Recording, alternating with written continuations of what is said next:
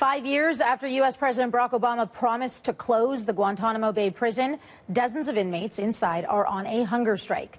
Reports of violence and force-feeding have prompted a Red Cross investigation, and a first-person account of life inside the prison published in the New York Times is sparking international outrage. Our next guest has been calling for change for some time. Carlos Warner is a U.S. public defender. He represents 11 detainees at Guantanamo Bay. He's just come from an emergency hearing, actually, at the Federal District Court over those hunger strikes. What can you tell us about that hearing, Carlos? What is the latest? Well, unfortunately, President Obama decided to go into federal court today and really restate the mantra of his predecessors and Dick Cheney and the neocons. He said that the courts can't go to Guantanamo. And for years, the courts here in Washington, diligent judges have been flummoxed by this. And the judge today said that under the right circumstances that may occur, but it wasn't going to happen under the circumstances presented today. And he encouraged the lawyers to, well, he didn't encourage them, but he told them they could file a successive petition. I suspect that there will be more action in federal court based upon what I saw today. And what is the need to have courts in Guantanamo Bay? Excuse me? What is the need to have courts in Guantanamo? The need? Well, you have 166 men, really 160 of them are being indefinitely detained. And 86, as you mentioned, that heartbreaking New York Times editorial done by Clive Stafford Smith and his team in the UK, it describes what's going on. That's an innocent man who's wasting away and who's dying, and the world's not paying attention. So, first of all, 86 of the men the U.S. government wants to release and has said unanimously they should be released. But President Obama has not followed through on his promise.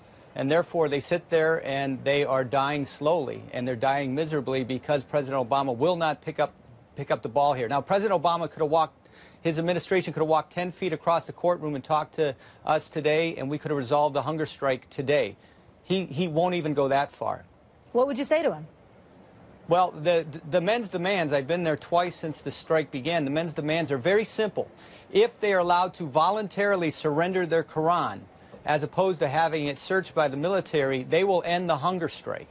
That will not end the problem of Guantanamo. President Obama has to pick up the ball and run with it. He needs to put the will of his office behind closing Guantanamo, but we could end the strike. And those of us that are watching our clients die want to see the strike end. That's first and foremost. And then we tell the men, have faith in us. We can close Guantanamo. There's people watching, the world is watching, and we can do it. But we have to convince President Obama to pick it up. Unfortunately, it looks like he has no interest in Guantanamo. Well, how are your clients doing? You represent 11 detainees, right? I do. I represent one high-value detainee, and that population was not hunger striking last I heard, and I would suspect that they are not.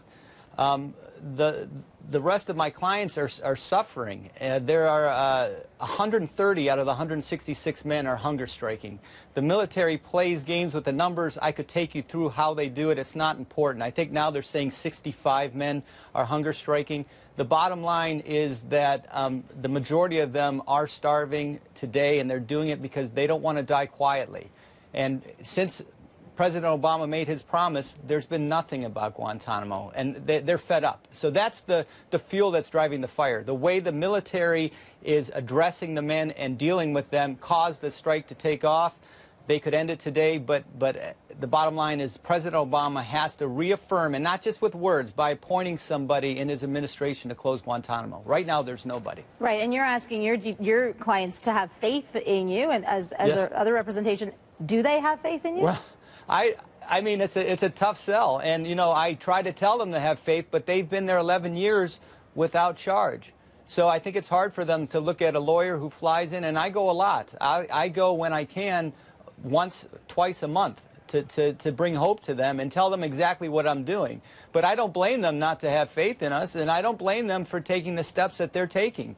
Many of us might be doing the same thing if we were held 11 years without charge. I believe that we can close Guantanamo, but it will take a concerted effort by not only those of us that represent the men, but the administration itself. And that's the most important thing. Until the administration takes one positive step our way, there's nothing that we could do, and men are going to die. Well, we appreciate your time. Thank you for speaking with us. Thank you for having me. That is public defender and representative of 11 Guantanamo Bay detainees, Carlos Warner.